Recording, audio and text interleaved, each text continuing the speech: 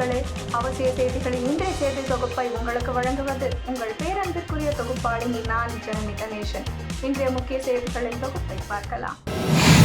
திமுகவால் பறிபோன தமிழகத்தின் அமைதி, வளம், வளர்ச்சி, மாநில உரிமை என அனைத்தையும் மீட்டு தருவேன். இதுவே சட்டசபை தேர்தலுக்கான முதல் வாக்குறுதி என அதிமுக பொதுச் செயலாளர் EPS கூறியுள்ளார். 4 ஆண்டுகள் ஆட்சியில் மக்களுக்கு ஒன்றுமே செய்யாத முதல்வர் போட்டோஷூட் மேடை போட்டு அரசு விழா என்ற பெயரில் அரசியல் பேசுகிறார். அதிமுகவை பற்றி புலம்பிக் கொண்டிருக்கிறார். அந்த வரிசையில் இன்று திருப்பத்தூரில் பேசியுள்ள முதல்வர் அண்ணாதுரை பெயரை அதிமுக அடமானம் வைத்துவிட்டது என்கிறார். ஒரு நாள், ஒரு நொடி கூட எங்கள் பெயரிலும் கொடியிலும் மட்டுமல்ல, நீங்கள் குருதியிலும் குடியிருக்கும் அண்ணாதுரையை விட்டுக் கொடுக்க மாட்டோம்.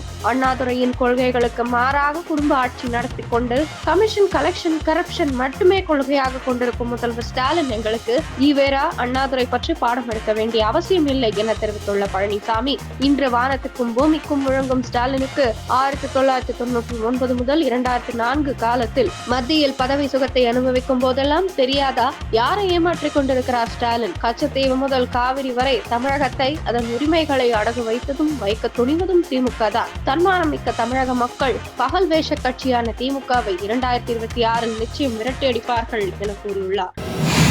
திமுக கூட்டணிக்கு பாமக வரும்போது அது குறித்து பதில் சொல்கிறேன் என தெரிவித்துள்ள VCக தலைவர் திருமாவளவன், பாஜக, பாமக இருக்கும் இடத்தில் நாங்கள் இருக்க மாட்டோம் என நிலையான நிலைப்பாட்டை எடுத்திருக்கிறோம். அதிமுக பாஜக கூட்டணி அமைத்துள்ளது, இதனை ஏன் முடக்க வேண்டும்?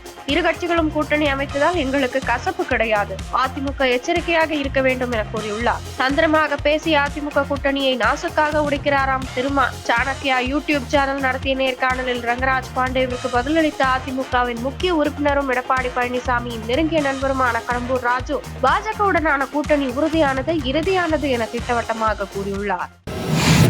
ஷாங்காய் ஒத்துழைப்பு அமைப்பின் கூட்டறிக்கையில் கையெழுத்திட மத்திய பாதுகாப்புத்துறை அமைச்சர் ராஜ்நாத் சிங் மறுப்பு தெரிவித்துள்ளார். பஹல்காம் பயங்கரவாத தாக்குதலுக்கு கண்டனம் தெரிவிக்காததால் இந்தியா அதிருப்தி என தெரிவிக்கப்பட்டுள்ளது. ஆபரேஷன் சிந்தூர் குறித்த தகவல்களை பாகிஸ்தானுக்கு கசியவிட்ட கடற்படை ஊழியரை ராஜஸ்தான் CID போலீசார் கைது செய்தனர். இந்தியாவை பிரிக்கவே மொழி அரசியல் பயன்படுத்தப்படுகிறது, யாராலும் முடியவில்லை, ஆனால் முயற்சி மேற்கொண்டனர் என டெல்லியில் நடந்த நிகழ்ச்சி ஒன்றில் மத்திய உள்துறை அமைச்சர் அமித்ஷா பேசியுள்ளார். நாடு முழுவதும் பதிவு செய்யப்பட்டு அங்கீகரிக்கப்படாத 345 அரசியல் கட்சிகளின் பதிவுகளை நீக்குவதற்கான நடவடிக்கைகளை தொடங்கியுள்ளதாக தேர்தல் ஆணையம் தெரிவித்துள்ளது. பல தடைகளை தாண்டி இந்திய விண்வெளி வீரர் சுபான்ஷு சுக்லா உட்பட 4 வீரர்கள் சென்ற டிராகன் விண்கலம் சர்வதேச விண்வெளி நிலையத்துடன் வெற்றிகரமாக இணைக்கப்பட்டது. வீரர்கள் 14 நாட்கள் அங்கு ஆய்வு நடத்துகின்றனர். ஜம்முவின் கனமழையால் பல பகுதிகளில் வெள்ளத்தால் பாதிப்பு ஏற்பட்டுள்ளது. மேலும் வானிலை ஆய்வு மையம் ஜம்மு காஷ்மீர் பகுதிகளில் கனமழை எதிர்பார்க்கப்படுவதாக எச்சரித்துள்ளது. இது தொடர்பாக அதிகாரிகள் கூறும்போது, ஜம்மு காஷ்மீரின் ரஜோரி, பூஞ்ச், தோடா மற்றும் கத்துவா மாவட்டங்களின் பல்வேறு பகுதிகளில் இன்று மேக வெடிப்பு மற்றும் பலத்த மழையால் ஏற்பட்ட திடீர் வெள்ளத்தில் 2 குழந்தைகள் உட்பட 3 பேர் இறந்தனர். இதுவரை 4 பேர் மீட்கப்பட்டுள்ளனர் என்று தெரிவித்துள்ளனர். ஏர் இந்தியா விமானத்தின் கருப்பு பெட்டி தரவுகள் மீட்கப்பட்டது என மத்திய சிவில் விமான போக்குவரத்து அமைச்சகம் அறிவித்துள்ளது. அணு ஆயுத திட்டத்தை மீண்டும் துவக்கினால் ஈரானை தாக்குவோம். அந்த தாக்குதல் தற்போது நடந்ததை விட மோசமானதாக இருக்கும் என அமெரிக்க அதிபர் டொனால்ட் ட்ரம்ப் கூறியுள்ளார். இத்துடன் இன்றைய முக்கிய செய்திகள் நிறைவடைந்தன.